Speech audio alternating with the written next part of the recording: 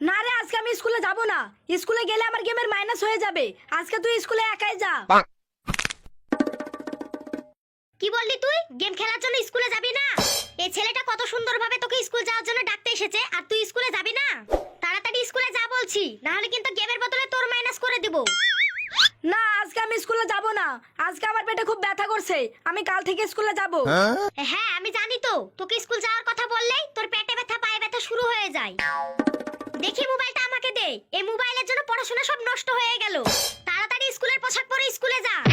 মা, মোবাইলটা একটু দাও না। বুয়াটা পেয়ে গেলে স্কুলে চলে যাব। এতগুলো কথা শোনার পরে তোর গেম খেলা লাগবে? তাড়াতাড়ি স্কুলে যা বলছি, না হলে কিন্তু তোকে মেরে আমি এবার বুয়া লিব। মাও তো দেখছি ফ্রি ফায়ারে প্লেয়ার হয়ে গেছে। ঠিক আছে, আমি স্কুলে যাচ্ছি।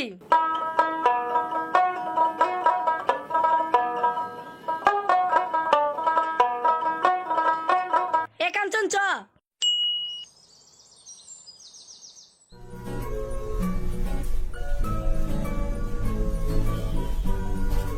কি রে, তুই এমন ভাবে আমার দিকে তাকিয়ে আছিস কেন?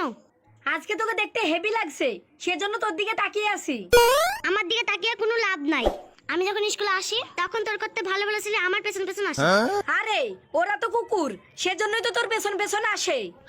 এই, স্কুল আসার সময় তো আমিও আর পেছন পেছন আসি, তাহলে আমিও কুকুর নাকি? আরে না না, তুই তো আমার বন্ধু, তোকে ওই কুকুরদের মধ্যে ফেলা যায়? তুই তো আলাদা জাতের কুকুর। ও তাহলে ঠিক আছে। কি বললি? কিছু না, বললাম যে তুই তোর কাকুর মতো। Good morning sir. Good morning, সবাই বসো। সবাই স্কুলে এসেছে তো? না স্যার, সবাই স্কুলে আসেনি। যারা স্কুলে পড়ে তারাই শুধু স্কুলে এসেছে। তো যারা স্কুলে পড়ে তারাই তো আসবে, অন্য কেউ স্কুলে আসবে নাকি? না স্যার, আপনি বললেন না যে সবাই স্কুলে এসেছে কি, তাই আমি ভাবলাম আপনি মনে হয় আমাদের বাড়ির সবার কথা বলছেন। হ্যাঁ, তুমি তো তাই ভাববা না, তোমার যে বুদ্ধি বেশি। হ্যাঁ স্যার, পাড়ার লোক সবাই বলে। এই এখন তোরা চুপ কর, তোদের সবার নাম ডাকবো, তোরা চুপচাপ প্রেজেন্ট দিবি। Roll number 1। চুপচাপ স্যার। এটা কি হলো? কেন স্যার প্রেজেন্ট দিলাম? এভাবে কেউ প্রেজেন্ট দেয়? কেন স্যার, আপনি তো বললেন তোরা সবাই চুপচাপ প্রেজেন্ট দিবি, সেজন্য তো আমি চুপচাপ প্রেজেন্ট দিলাম। ও তাহলে তুমি এই বুঝেছো না? আরে গাধা, আমি বললাম তোরা সবাই চুপচাপ বসে থাক, কোনো কথা বলবি না, যখন যার নাম ডাকবো সেই শুধু প্রেজেন্ট দিবি। ও তাহলে তো ভুলে গেছে স্যার। ঠিক আছে স্যার, আপনি আবার প্রথম দিকে নাম ডাকুন, এবার ভালোভাবে প্রেজেন্ট দেবো। না, আর প্রেজেন্ট দিতে হবে না। আর তোর 1 নম্বর রোল না, তুই সবসময় পেছনে বসিস কেন? স্যার, সামনে বসলে তো আপনি খালি বেকার ছুড়ে মারেন, সেজন্য আপনার ভয়ে পেছনে বসি। ঠিক আছে boss. Roll number 2। Yes sir. Roll number 3। Yes sir. Roll number 4। Yes sir. Roll number 5। Yes sir. Roll number 6। Roll number 6। এই মিজাম, কি রে প্রেজেন্ট দিচ্ছিস না কেন? কেন স্যার, প্রেজেন্ট দেবো কেন? আপনি তো দেখলেন যে আপনার আমি সামনে বসে আছি, তাহলে প্রেজেন্ট দেওয়ার কি দরকার? প্রেজেন্ট দেওয়ার কি দরকার মানে? আমি নাম ডাকছি আর তুই প্রেজেন্ট দিবি না? আরে স্যার, এত খাটনি করার কি দরকার? আপনি আমার নাম ডাকবেন, আমাকে দাঁড়াতে হবে, আবার বসতে হবে, এত খাটনি করার কি দরকার? আপনি প্রেজেন্টটা করে দিলেই তো হয়ে যায়।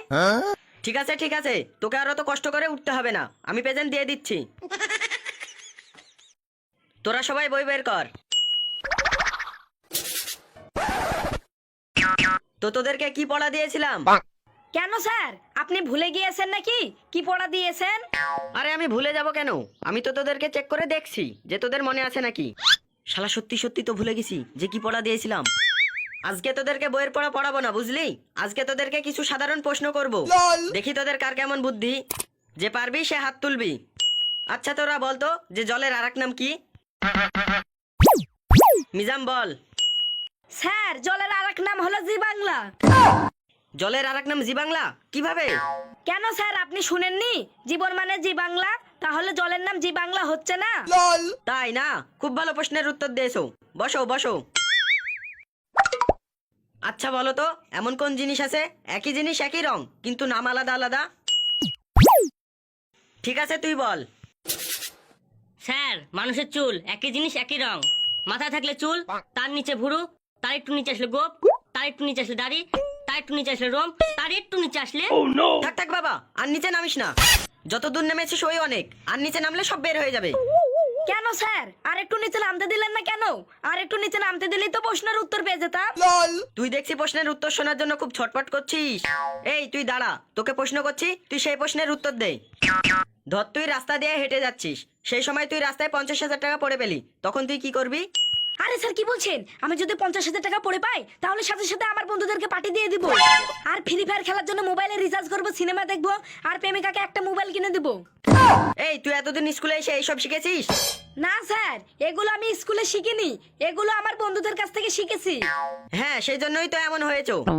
রাস্তায় যদি কোনো টাকা পড়ে পাস তাহলে খোঁজ করতে হয় যে টাকাটা কার, আর যদি তাকে না পাস তাহলে কোনো গরিব মানুষকে নাহলে ভিখারিকে দিয়ে দিতে হয়। তোকে আর একটা প্রশ্ন করছি, এবার যদি না পারিস তাহলে কিন্তু তোর মার হবে।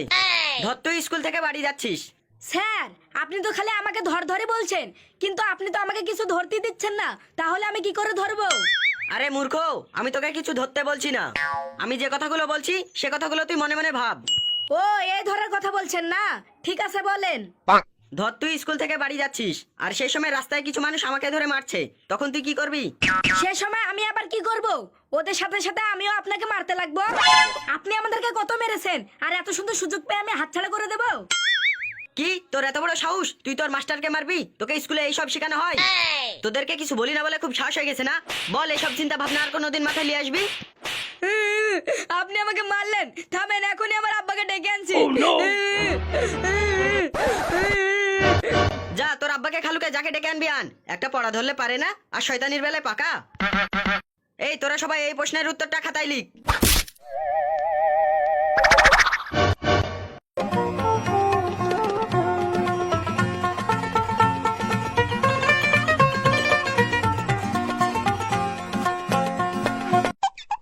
হ্যাঁ গো, মিজাম কোথায় গিয়েছে? ওকে তো দেখতে পাচ্ছি না। মিজাম স্কুলে গিয়েছে। কি বলছো, মিজাম স্কুলে গিয়েছে? তাহলে তো মনে হয় আমার ছেলেটা বদলে গিয়েছে। তোমার ছেলে বদলায়নি, সে স্কুলে যেতে চাইছিল না, তাকে জোর করে স্কুলে পাঠিয়েছি। মিজাম যখন স্কুলে যেতে চাইছিল না, তাহলে তুমি স্কুলে তাকে জোর করে পাঠালে কেন? স্কুলে যদি না পাঠাই তাহলে যে তোমার ছেলে তোমার মতোই মূর্খ হয়ে যাবে। আমার ছেলে আমার মতো মূর্খ হবে না তো তোমার মতো হবে নাকি? আর এত পড়াশোনা করে কি হবে? আমাদের ছেলে উকিল হবে না জজ হবে?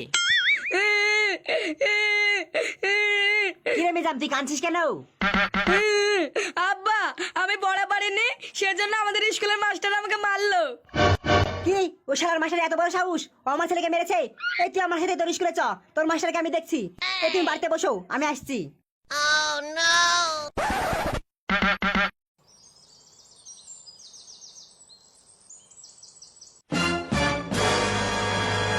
এই শালার মাস্টার, তুই আমার ছেলেকে মেরেছিস কেন? এই দেখেন, এটা স্কুল, এখানে ভদ্রভাবে কথা বলবেন। আরে তোর ভদ্র কথা তো, তুই আমার ছেলেকে মেরেছিস কেন তাই বল। আপনার ছেলে প্রশ্নের ভুলভাল উত্তর দিয়েছে, সেজন্য মেরেছি। আমার ছেলে প্রশ্নের ভুলভাল উত্তর দিয়েছে সেই জন্য তুই মেরেছিস? এবার আমি তোকে প্রশ্ন করছি, তুই সেই প্রশ্নের উত্তর দে। এটা কি বল? এটা বৃত্ত। শালার মাস্টার, এটা বৃত্ত না রে, এটা হলো আমাদের বাড়ির রুটি। থাম, তোকে আর একটা প্রশ্ন ধরছি, এবার এটা কি বল? এটা তো ত্রিভুজ হলো। শালার মাস্টার, এটা ত্রিভুজ না, এটা হলো রামের দোকানের সিঙ্গারা। শালার মাস্টার, তুমি পড়া পারো না আর তুমি পড়াতে এসেছো, তোর কিছু বলি রে। সরকারি খাই খাই মুড়ে নাইরে বানিয়েছো, আর কিছু পড়ানোর বেলায় কিছু নাই। এই থামেন থামেন থামেন, কি হলো? আপনি মাস্টারকে মারছেন কেন? তার আগে তুই বল, তুই কোন শালা? আমি হলাম এই স্কুলের হেডমাস্টার। তুই এই স্কুলের হেডমাস্টার না? তাহলে তো তোকে আগে মারার দরকার।